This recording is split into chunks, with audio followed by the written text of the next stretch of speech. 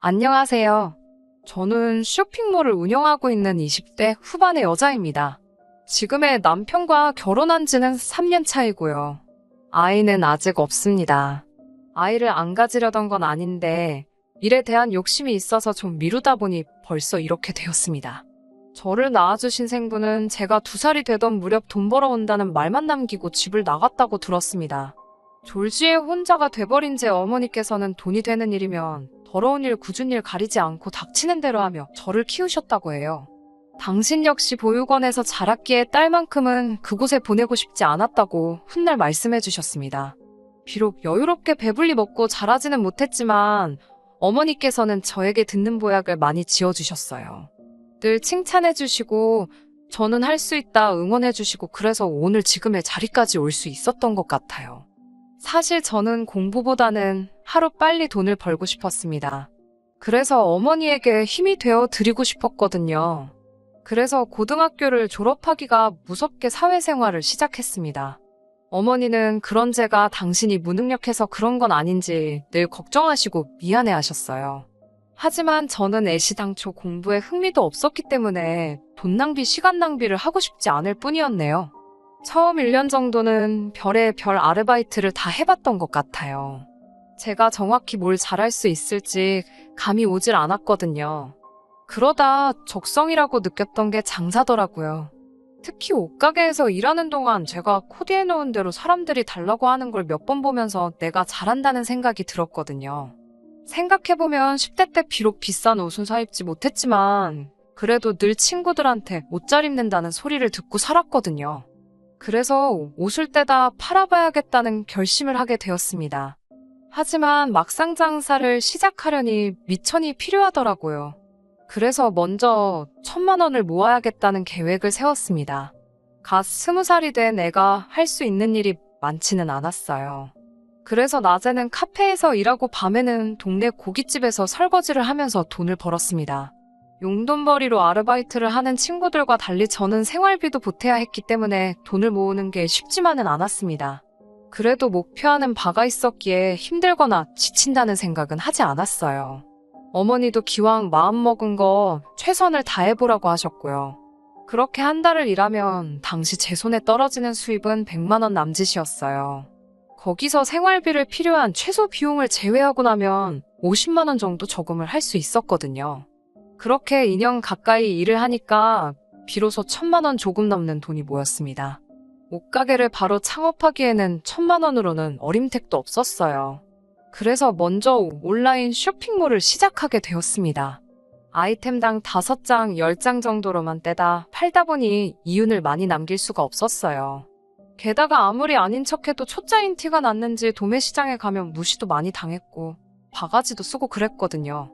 그래서 처음 6개월은 돈을 벌기는커녕 간신히 적자를 면하는 수준이었습니다. 그러다 결국 1년을 못 버티고 망했습니다. 하지만 7.8기라는 말이 있듯이 저는 포기하지 않았습니다. 이번에는 방법을 바꿔서 도매시장에서 먼저 아르바이트를 시작했어요. 도매시장 일이 어떻게 돌아가는지를 배우면서 상인들과도 얼굴을 제대로 텄고 성실하고 싹싹하게 일하는 저를 예쁘게 봐주는 분들도 생기기 시작했어요. 그렇게 쌓은 인맥과 신뢰로 다시 쇼핑몰을 열었습니다. 처음에 실수했던 부분도 보완해가면서 하니까 이번엔 조금씩 이윤이 나더라고요. 그때 제 나이가 24살이었습니다. 그리고 그때 지금의 남편도 만났고요. 남편은 당시 도매시장 근처에서 분식집을 하고 있었어요. 아무래도 제가 새벽에 일을 하다 보니 식사 시간이 굉장히 들쑥날쑥하기도 했고 제대로 앉아서 식사할 상황이 못 됐거든요. 그러다 보니 분식을 거의 주식처럼 먹는 날이 많았고요. 남편은 낮에는 알바생을 썼지만 밤에는 안전 문제도 있고 해서 자기가 직접 나온다고 했어요.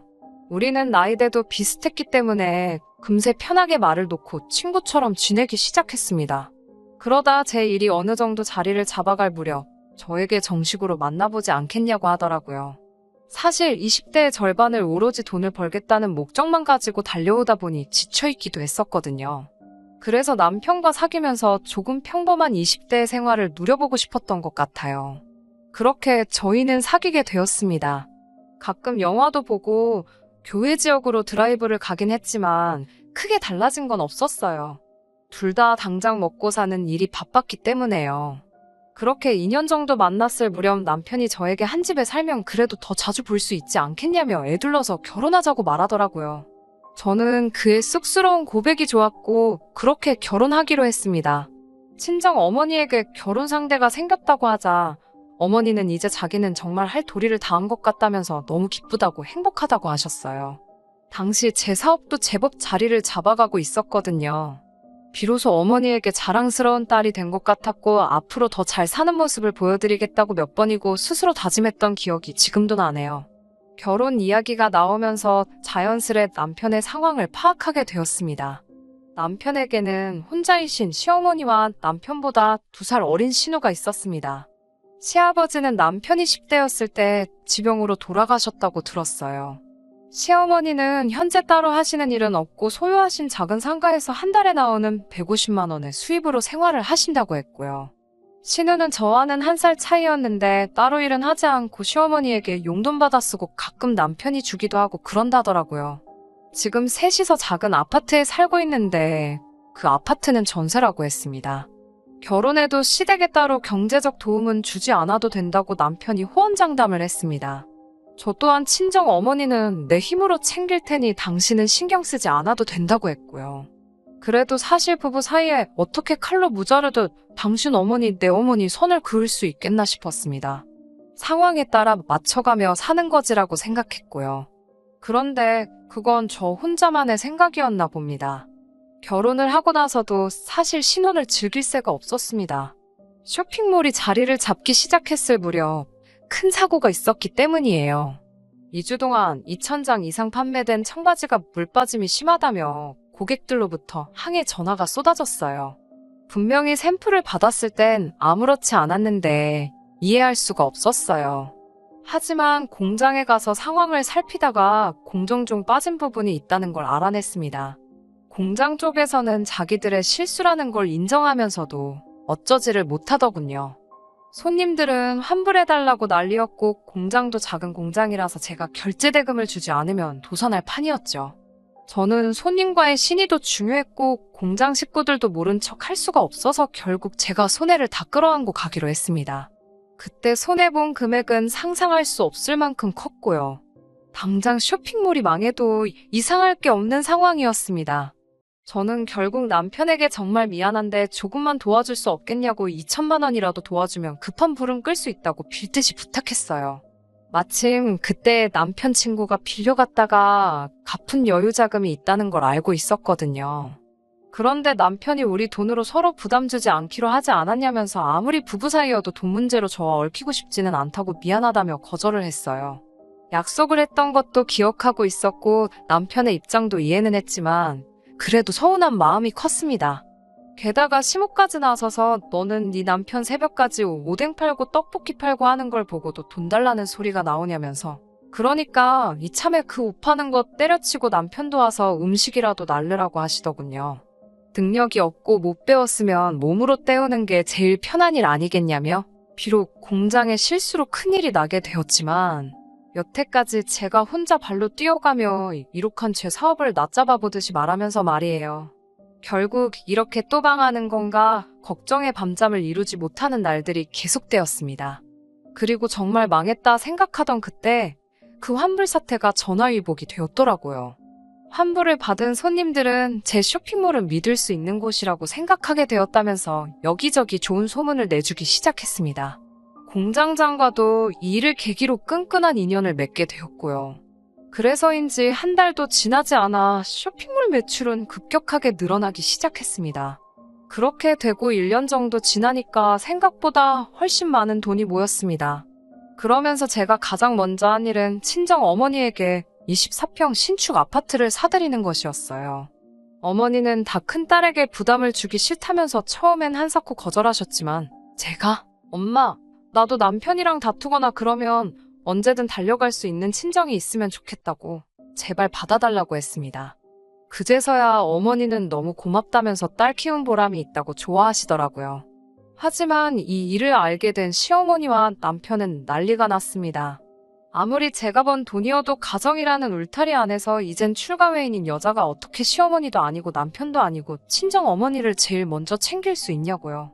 듣고 있는데 정말 어이가 없어서 제가 번 돈으로 절 낳아주시고 길러주신 어머니에게 효도하는 게 왜 이렇게 욕을 먹을 일인지 이해가 안 된다고 받아치자 남편이 저더러 양심이 있으면 생각을 해보래요.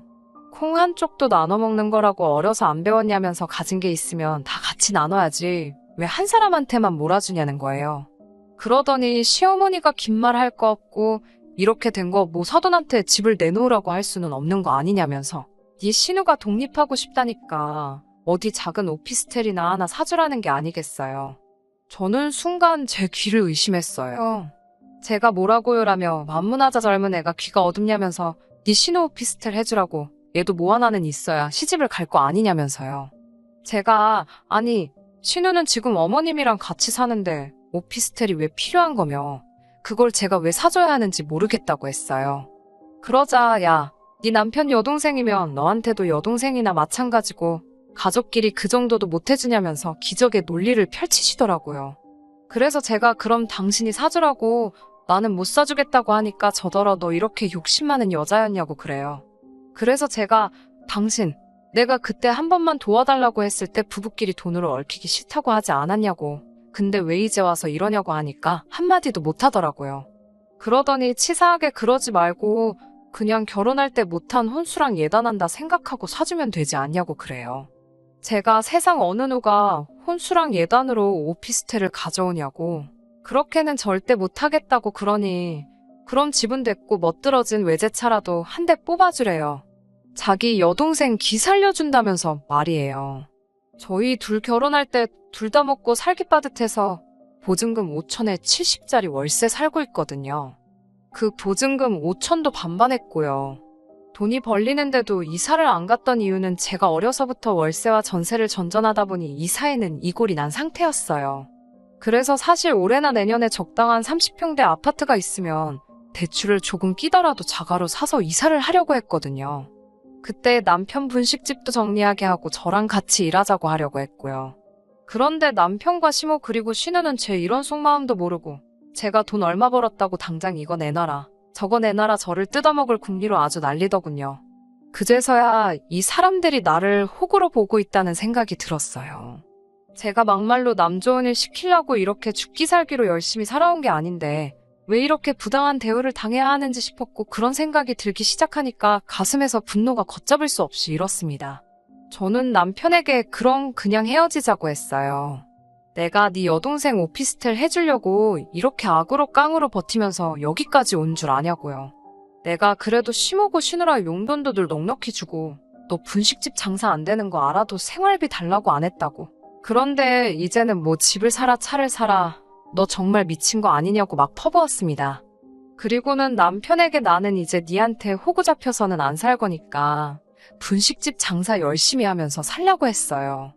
그제서야 남편이 아차 싶었는지 자기가 시모한테 이야기해서 사과시킬 거고 만약에 저한테 다시 힘든 일이 생기면 그때는 예전 같지 않을 거라며 제발 다시 한번 기회를 달라고 하더군요. 하지만 더 이상 제 귀에 그 사람이 떠드는 소리는 사람 소리로 안 들리더라고요. 그리고 저는 그날부로 그 월세방에서 나와 엄마 집에 있으면서 계속해서 사업에 몰두하고 있습니다. 얼마 전에는 기업으로부터 백화점에 입점시키고 싶다는 제안도 받았고요. 사실 시간이 없다는 이유와 혹시 모를 청약주택을 이유로 혼인신고도 아이도 미뤄왔던 게 이번에도 전화위복이 되어 쉽게 헤어질 수 있었어요. 물론 여전히 연락은 오지만 제가 철저히 무시하고 있습니다. 알고 지내는 도매 사장님들 말씀으로는 분식집이 망하기 일보 직전이라고 하더라고요. 코로나가 터지면서 관광객도 줄고 중국 상인들 발길이 뚝 끊긴 것도 한몫한 것 같다면서요. 듣자 하니 아르바이트생 쓸 여유도 안 돼서 신호가 나와서 대신 일을 하는데 일이라곤 해본 적 없으니 얼마나 엉망으로 했을지 그림이 그려지대요. 그렇지만 이젠 다 저랑은 상관없는 일 아니겠어요. 그리고 얼마 전에서 사업을 하면서 알게 된 지인으로부터 금융계에서 일하는 전문직 남자도 소개받았습니다. 아직은 서로 알아가는 중이지만 왠지 느낌이 좋네요. 당장 다시 결혼을 하고 싶은 생각은 없어요. 단지 20대가 끝나기 전 다시 한번 봄같이 따뜻한 사랑을 해보고 싶기는 해요. 다사다난했던 20대의 복잡한 끈들이 어서 빨리 정리가 되어 30대에는 안정적인 생활을 할 수 있기를 스스로 기도해봅니다. 끝까지 들어주셔서 감사합니다. 오늘의 사연은 여기까지입니다. 구독과 좋아요, 알람 설정 부탁드리고 더 좋은 사연으로 다시 찾아뵙겠습니다. 감사합니다.